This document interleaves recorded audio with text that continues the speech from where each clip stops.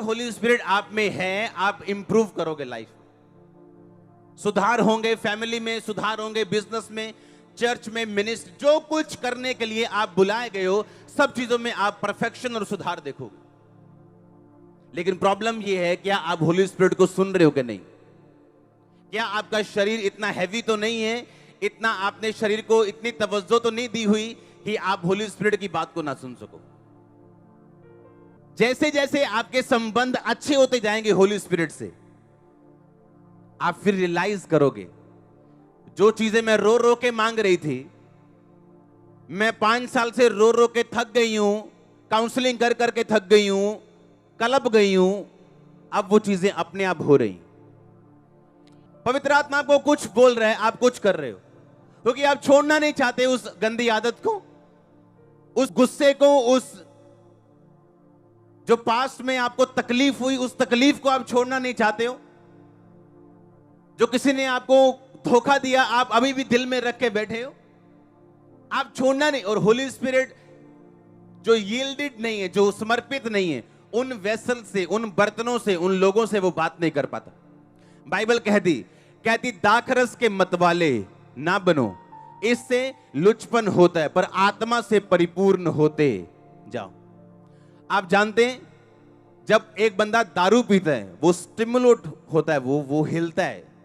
कहते यार उदा तो मैं गुस्से वाला नहीं, वो उस दिन यार पी ली ही भाई, मुंह ही फिर लग गई 2-4 होते। समझ रहे कि नहीं?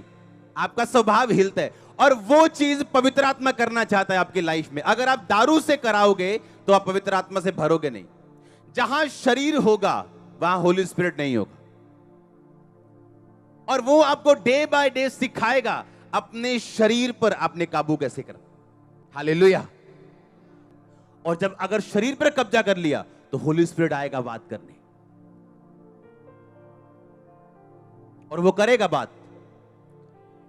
लंबी बात तो नहीं करेगा आपसे पहले दिन ही, पर थोड़ी थोड़ी करेगा। अगर आप फेथफुल रहे, लंबी करेगा।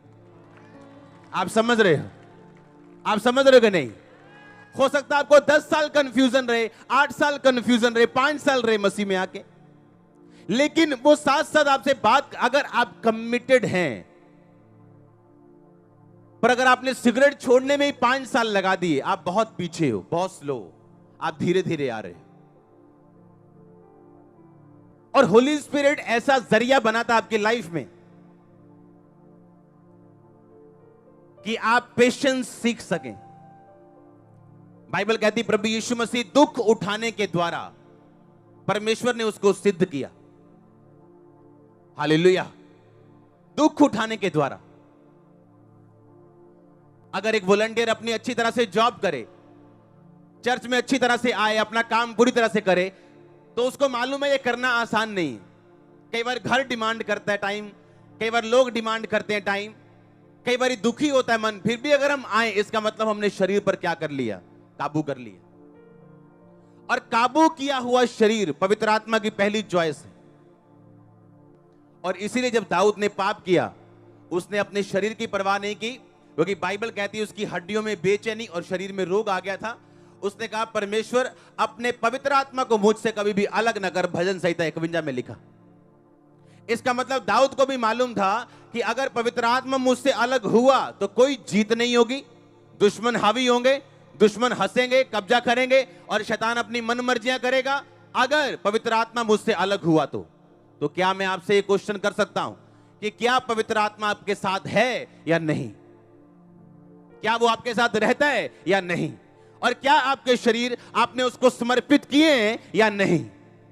उसकी आने की आवाज आती है, तड़ तड़ तड़ तड़ ताड़ियां बजती हैं, लेकिन व्यभिचार करके ब्लू फिल्म देख के जब वो चला जाता है, उसके जाने की आवाज नहीं आती। और गैर भाषा वहीं रहती, वो जाती नहीं साथ में।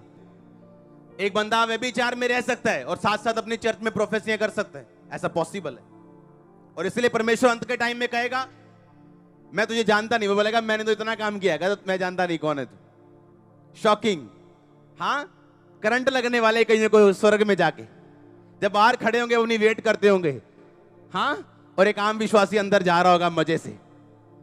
हालेलुया। तो इसलिए मैंने कहा पवित्र आत्मा के लिए अपने शरीर को छोड़ दो, वो आपको भरे, वो आपको तैयार करे, वो अपनी मर्जी आपकी लाइफ में पूरी करे। जितना आप यील्ड करोगे, जितना समर्पित करोगे, उतना काम वो आपके लिए करेगा।